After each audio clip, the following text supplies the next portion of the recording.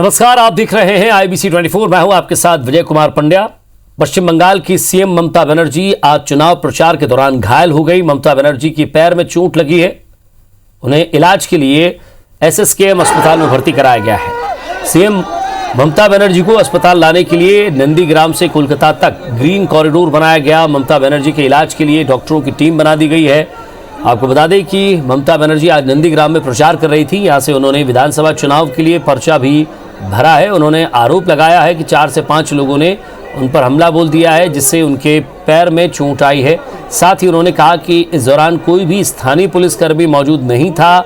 ममता के आरोप पर बीजेपी ने इसे दीदी की नौटंकी बताया और कहा कि हमदर्दी पाने के लिए दीदी ने ड्रामा किया है। अगर किसी ने हमला किया है तो इसकी CBI जांच करानी चाहिए। वहीं चुनाव आयोग ने घटना पर रिपोर्ट तलब की है।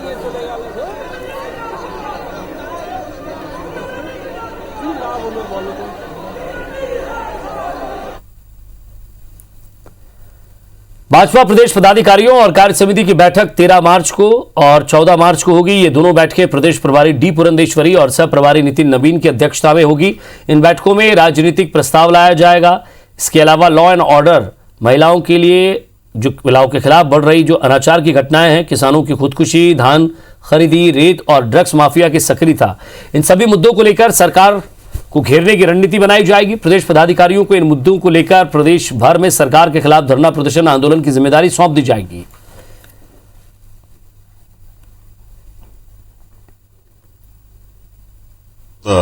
दो दिन छत्तीसगढ़ भारतीय जनता पार्टी कार्य समिति का बैठक है। सह प्रभारी आदरणीय श्री नितिन नवीन जी आएंगे और 14 को प्रभारी श्रीमती डी पुरंदेश्वरी वो भी उपस्थित रहेंगी, जिसमें शोक प्रस्ताव पास होंगे, राजनीतिक प्रस्ताव पास होंगे और आगामी कार्यक्रमों पर विचार होगा। और निकाय चुनाव से पहले सीएम शिवराज के नगर उदय कार्यक्रम को लेकर सियासत तेज हो गई है। कांग्रेस ने इस कार्यक्रम को लेकर कहा है कि निर्वाचन आयोग कार्यक्रम से पहले चुनाव की तारीखों का ऐलान करे। इस कार्यक्रम के जरिए बीजेपी चुनावी तैयारी में नजर आ रही है। मध्य प्रदेश में नगरीय निकाय चुनाव से पहले बीजेपी सरकार लाखों हितग्राहियों को सीधा लाभ देगी। प्रदेश सरकार 12 मार्च को नगरोदय कार्यक्रम करने जा रही है, जिसके तहत मध्य प्रदेश की सभी विधानसभाओं में प्रधानमंत्री आवास योजना के तहत 1 लाख से अधिक हितग्राहियों के खातों में 1600 करोड़ रुपए डाले जाएंगे। वहीं 80,000 स्ट्रीट वेंडर्स को भी 10-10 हजार रुपए की ऋण राशि दिलाई जाएगी। कांग्रेस का आरोप है कि बीजेपी सरकारी आयोजन के जरिए निकाय चुनाव के लिए लोगों को प्रभावित करने की कोशिश कर रही है।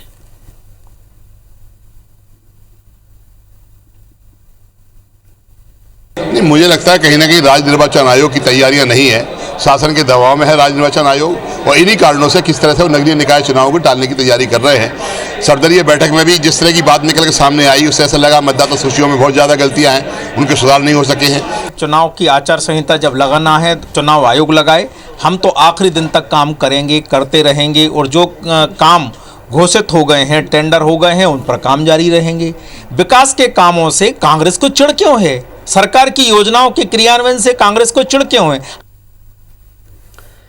और बात भोपाल की, जहां फिर एक्शन में नजर आ रहे सीएम शिवराज। 10 घंटे तक उन्होंने कलेक्टर्स कमिश्नर की कॉन्फ्रेंस बैठक ली है। सीएम ने मुरैना ADM को हटाने के निर्देश दिए हैं। किसानों की समस्याओं पर उमेश शुक्ला को हटाने के यहां निर्देश दिए गए। वहीं आज अनूपपुर CMHO को भी सीएम शिवराज ने हटाया है। तो कोविड वैक्सीनेशन में लापरवाही बरतने पर CMHO को हटा दिया गया है। उन्होंने कहा कि लिखा पढ़ी का काम दो इन्हें।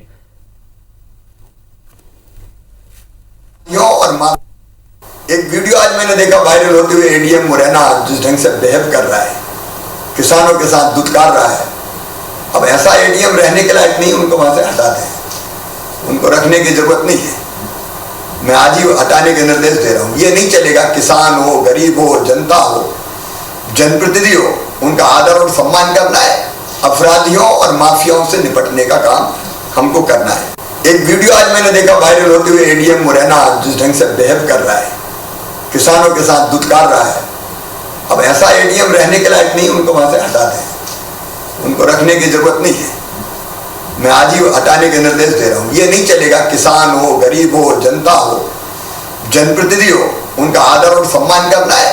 अपराधियों और माफियाओं से निपटने का काम हमको करना है। छत्तीसगढ़ पाठ्य पुस्तक निगम में 101 करोड़ रुपए से ज्यादा की वित्तीय अनियमितता का मामला सामने आया है। हालांकि मामला 1 दशक से भी पुराना है, लेकिन फाइलों में दफन हो चुके इस मामले को छत्तीसगढ़ राज्य संपरीक्षा विभाग के एक पत्र ने फिर से ऊपर ला दिया है। अब इस पर पाठ्य पुस्तक निगम के मौजूदा अध्यक्ष ने पूर्ववर्ती कार्यकाल पर हमला बोल दिया है।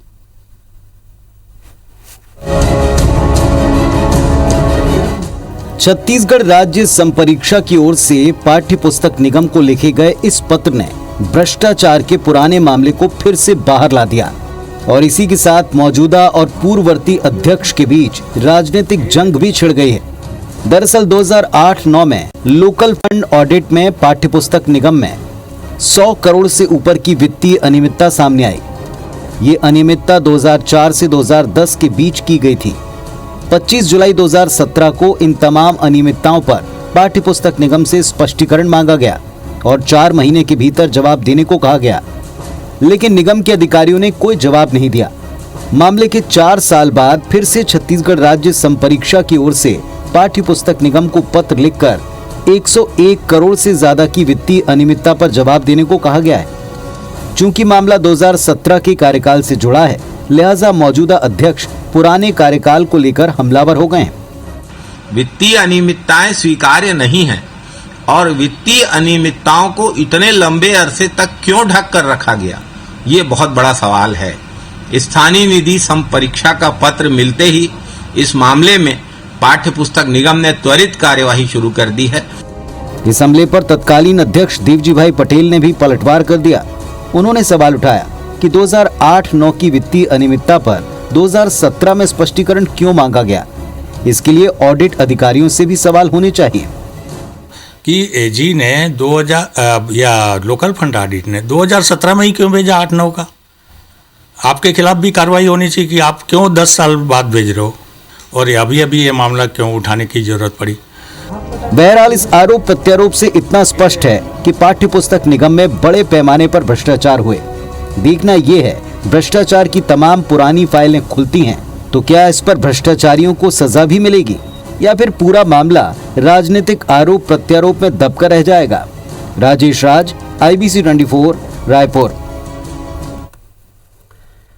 और इधर प्राइवेट स्कूलों की फीस वसूली के खिलाफ दायर सभी 11 याचिकाओं को चीफ जस्टिस की डिवीजन बेंच ने खारिज कर दिया है। इससे पहले हाईकोर्ट की सिंगल बेंच ने भी अभिभावकों की याचिकाओं को खारिज कर प्राइवेट स्कूलों के पक्ष में फैसला सुनाया था, जिसे डिवीजन बेंच में चुनौती दी गई थी। मामले पर सुनवाई करते हुए डिवीजन बेंच ने सिंगल बेंच के फैसले को बरकरार रखा। पिछले साल ट्यूशन फीस लेने की अनुमति मांगते हुए बिलासपुर के 20 से ज्यादा प्राइवेट स्कूल प्रबंधकों ने हाईकोर्ट में याचिका दायर की थी। प्राइवेट स्कूल एसोसिएशन और Bilaspur private school management association ने संचालक लोक शिक्षण की ओर से जारी आदेश को अपनी याचिकाओं में चुनौती दी थी। इस पर आदेश में शासन ने निजी स्कूलों में लॉकडाउन अवधि में स्कूल फीस स्थगित रखने की बात कही थी। इस आदेश को चुनौती देते हुए प्राइवेट स्कूलों ने याचिका दायर कर कहा था कि जो अभिभावक सक्षम हैं उनसे ट्यूशन फीस लेने की अनुमति उन्हें दी जाए।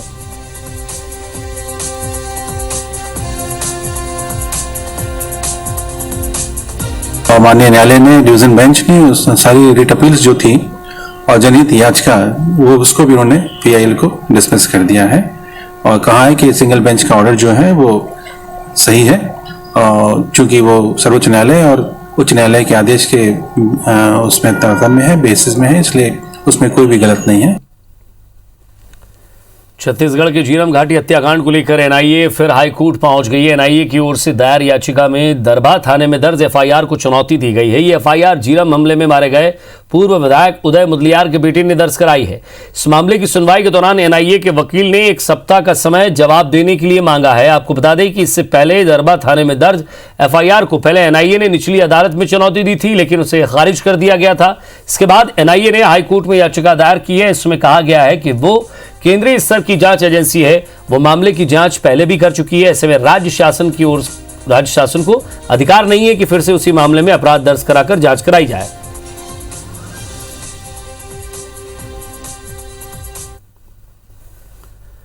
बेमेतरा की एक नाबालिग लड़की के प्रेगनेंसी को ट्रीटमेंट करने के लिए छत्तीसगढ़ उच्च न्यायालय ने कलेक्टर बिलासपुर और सिम्स के डीन को आदेश दिया है। इस मामले की गंभीरता को देखते हुए बलात्कार पीड़ित नाबालिग लड़की के स्वास्थ्य की जांच हेतु सिम्स डीन को आदेश दिया और लड़की के रहने खाने सुरक्षा की व्यवस्था करने का आदेश कलेक्टर बिलासपुर को दिया है। 12 मार्च को इस मामले को लेकर दोबारा सुनवाई के लिए रखा गया है। नाबालिग पीड़ित ने प्रेगनेंसी ट्रीटमेंट करवाने के लिए उच्च न्यायालय में याचिका लगाई है।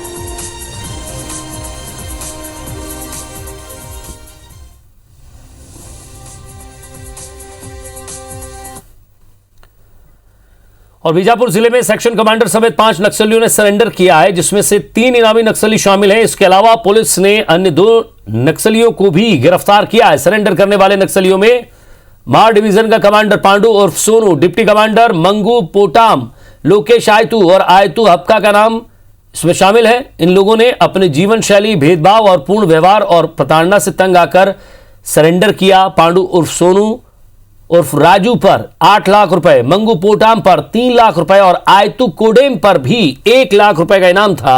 इन नक्सलियों के खिलाफ हत्या, लूट और कई मामले दर्ज थे। सरेंडर किए गए नक्सलियों को शासन की आत्मसमर्पण और पुनर्वास नीति के तहत 10-10 हजार रुपए नगद दिए गए।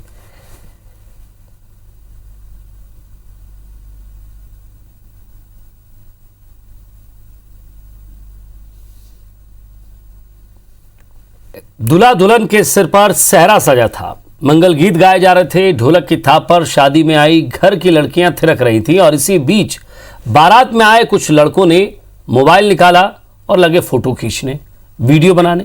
दुल्हन के चाचा ने उन्हें रोका और फिर क्या हुआ, ये रिपोर्ट देखिए सर आप।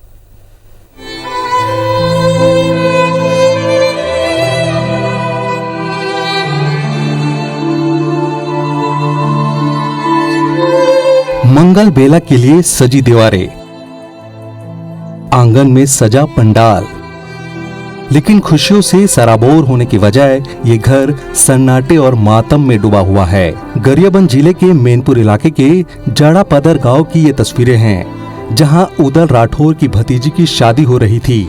घराती लड़कियां डांस कर रही थी। बारात में आए युवकों ने मोबाइल से उनकी तस्वीरें खींचना शुरू कर दी। उदल ने ऐसा करने से मना किया। बस बात बिगड़ी और 4 युवकों ने धारदार हथियार निकालकर उदल राठौर को मौत की नींद सुला दी। खूनी वारदात के बाद पुलिस ने जिडार निवासी 4 युवकों को गिरफ्तार कर लिया है। नाचा कूदा होत रही का वो थोड़ा सियान है घर के, तब बुजुर्ग के तो समझात निकाली सोला एक बाहर निकाल के मारी दिन भाई होला। चाकू मंगाया था, उसे वो अपने साथ रखता था, तो क्रोध में आके फिर उसी से वो हत्या कर दिया। चारों आरोपी जिडार ग्राम के हैं, जो जाड़ापदर ग्राम पंचायत के अधीन है। भतीजी की शादी वाली रात जिस उदल राठौर की भरे मंडप में हत्या हुई, उसकी बेटी मीना की शादी भी 2 दिन बाद होने वाली थी। लेकिन नियति ने ऐसा खूनी खेल किया कि बेटी को विदाई देने की तैयारी कर रहा बाबुल खुद बेरहम दुनिया से विदा हो गया। फारूक मेमन, IBC 24, गरियाबंद। और जरा कोरोना अपडेट पर बात करें तो मध्य प्रदेश में 24 घंटे में 516 नए कोरोना मरीज मिले हैं। MP में 24 घंटे में 3 मरीजों की मौत हुई है। भोपाल, इंदौर और रतलाम में एक मौत हुई है। इंदौर में आज 184 कोरोना मरीज, भोपाल में 92 पॉजिटिव केस। MP में एक्टिव मरीजों की संख्या अब 3915 हो गई है।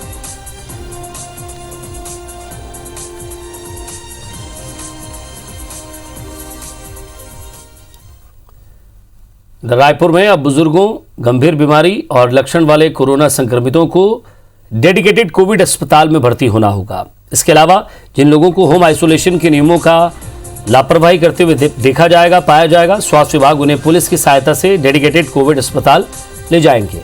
उन पर निगम की ओर से 1000 रुपये का जुर्माना लगाया जाएगा। टास्क फोर्स की बैठक में ये फैसला लिया गया है।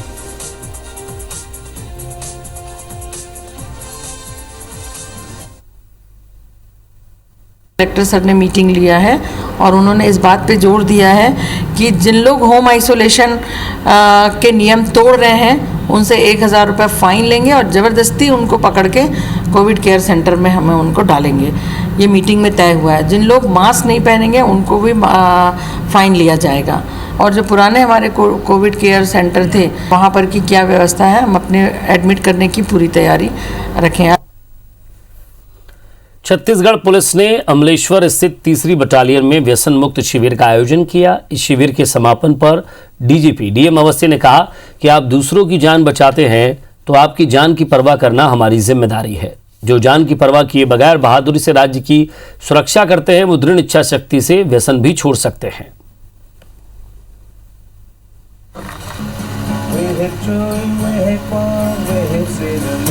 वैसा नहीं करूंगा तथा अनुशासित जीवन व्यतीत करूंगा मैं कर्तव्यनिष्ठ रहते हुए अपने परिवार पुलिस विभाग के इस नई सुबह के कार्यक्रम में इसको सफल बनाने में जो भी योगदान दिया उसकी शब्दों के द्वारा आभार व्यक्त नहीं किया जा सकता, लेकिन मैं वाकई में मन से इसके लिए आपको आभार व्यक्त करता हूं और साथ ही आपका आह्वान भी करता हूं कि ये कैंप लगातार लगाए जाएंगे। सरगुजा जिला प्रशासन सरगुजा को तंबाकू मुक्त बनाने के लिए 1 अप्रैल से नशे के खिलाफ अभियान शुरू करने जा रहा है, जिसके तहत धूम्रपान करते या तंबाकू का सेवन करते पाए जाने पर 200 नहीं बल्कि 1000 रुपये का जुर्माना देना पड़ेगा। इसके लिए पहले लोगों को जागरूक किया जाएगा, फिर जुर्माने की कार्रवाई की जाएगी और अगर फिर भी उल्लंघन हुआ तो उनके खिलाफ FIR भी दर्ज की जाएगी। –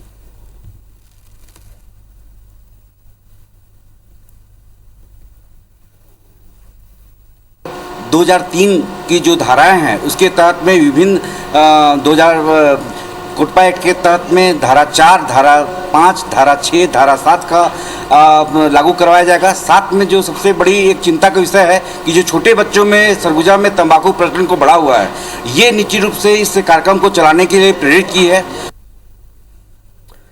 पाकिस्तान से लौटी मुखबधिर गीता का परिवार अब मिल गया है, केवल DNA जांच होना बाकी रह गया है। महाराष्ट्र के परभणी जिला के जिंतूर गांव के रहने वाले एक परिवार ने गीता के माता पिता होने का दावा किया, जिसके बाद गीता की देखरेख का जिम्मा संभाल रहे इंदौर की सामाजिक संस्था के लोग उसे लेकर उसके माता पिता से मिलाने के लिए पहुंचे। उसके बाद जो बात गीता ने उन्हें बताई थी उसके अनुसार करीब सारी परिस्थितियां वहां से मेल खा रही हैं, चाहे वो रेलवे स्टेशन के पास मैटरनिटी होम होने की बात हो या फिर उनके परिवार द्वारा मंदिर के बाहर फूल मालाएं बेचने की बात। इतना ही नहीं, गीता के पेट पर जो जले का निशान है उसकी तस्दीक भी उसके परिवार वालों ने की है। इसके बाद इंदौर की सामाजिक संस्था ने गीता को महाराष्ट्र के एक NGO को सौंप दिया है। गीता अभी भी वहीं पर रहेगी। फिलहाल उसके माता पिता होने का दावा करने वाले दंपत्ति से लगातार मिलते रहेंगे ताकि ये बात पूरी तरीके से साफ हो जाए कि वही गीता के माता पिता हैं।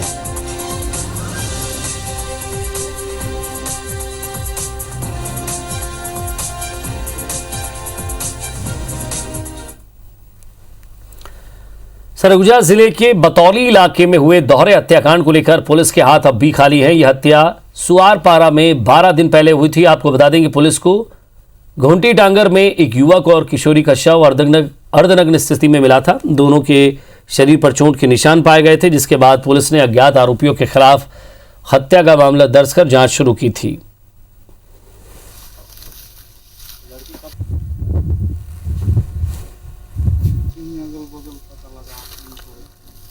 महासमुंद के सरायपाली बसना इलाके में गोवंश तस्करी की घटना लगातार बढ़ती जा रही है। रात के अंधेरे का फायदा उठाकर तस्कर जंगल के रास्ते गोवंश को उड़ीसा ले जाते हैं। गोवंश तस्करी के खिलाफ बजरंग दल के कार्यकर्ता कई बार जिला प्रशासन से शिकायत कर चुके हैं, लेकिन इस पर अब तक कोई ठोस कदम नहीं उठाए गए हैं।